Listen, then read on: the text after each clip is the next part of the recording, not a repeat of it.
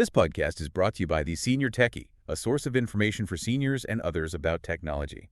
So today, we're jumping into a topic that's incredibly important for so many people. We're talking about career longevity. Right, and specifically how we can, strategically use technology to deal with bias in the workplace. Exactly. The Senior Techie has laid out this core challenge that a lot of the senior workforce is facing. It's a real worry about age-based bias. And it shows up in some really specific ways. Yeah, things like hiring, even your pay, and maybe most importantly, getting access to flexible or remote work. It's more than just a vague concern. The Senior Techie points out this bias is concrete. We talk about parity at work, but for older workers, parity often means fighting these invisible stereotypes. Stereotypes that say you're not adaptable. Exactly. The whole structure seems to assume younger workers are just naturally more up-to-date, which, can really constrain experienced workers who want to prove they're still at the top of their game. That's the perfect word for it, a constraint. You could have decades of expertise, Mm-hmm. but if a hiring manager just assumes you don't know the modern tools, all that experience gets a little bit discounted. Mm-hmm. So what's the strategic response here? What is the Senior Techie telling people to do? Well, this is the fascinating part. It's a complete reframe. Technology isn't just a skill you need to have. It's your direct offensive weapon against age bias. A weapon. That's a strong way to put it. It is. Instead of seeing tech as this generational hurdle, the Senior Techie says to view it as your professional armor, something that's measurable. The goal is to make your experience and your skills quantifiable, verifiable. Okay, verifiable. Let's unpack that a bit.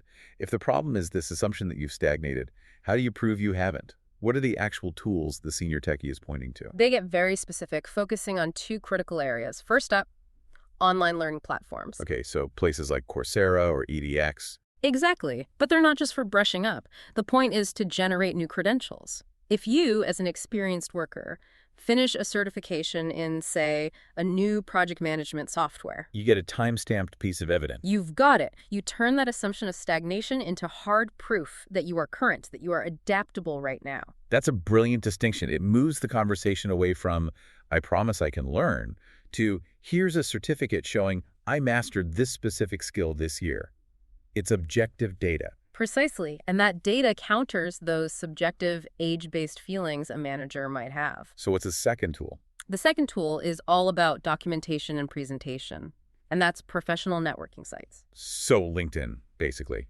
But most people just see that as a place to post a resume and then forget about it. Right, and that's the mistake. The Senior Techie says you have to use the features on these platforms strategically to really document and modernize your experience. And this is where it gets really powerful for you, the listener. It's not just about listing your old job titles. Absolutely not. It's about using things like the project section to upload actual examples of your work. Yeah.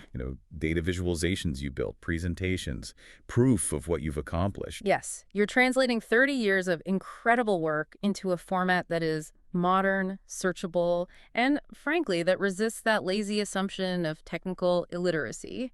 You're proving your digital literacy by actively using the platform. So you're creating a living portfolio, not a static resume. A living portfolio, that's the perfect way to describe it. You're providing data points, you're getting endorsements, you have visible activity that all just confirms your capability isn't in the past, it's current. So let's tie it all together. What is the ultimate payoff for putting on all this professional armor, as you called it? It's freedom. The payoff is freedom, mostly in the form of flexibility. So it all comes back to getting those flexible or remote roles. It does. When you master these digital tools, you are directly enabling your own access to those kinds of jobs. And remote jobs are inherently constrained by age stereotypes.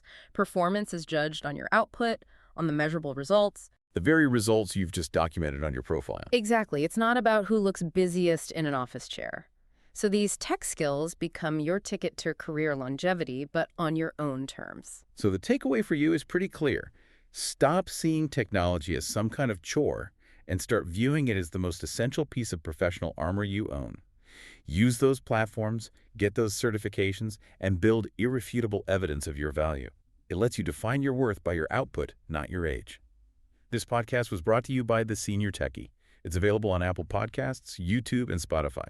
If you'd like to keep up with their newsletters, you can subscribe for free by going to theseniortechie.com.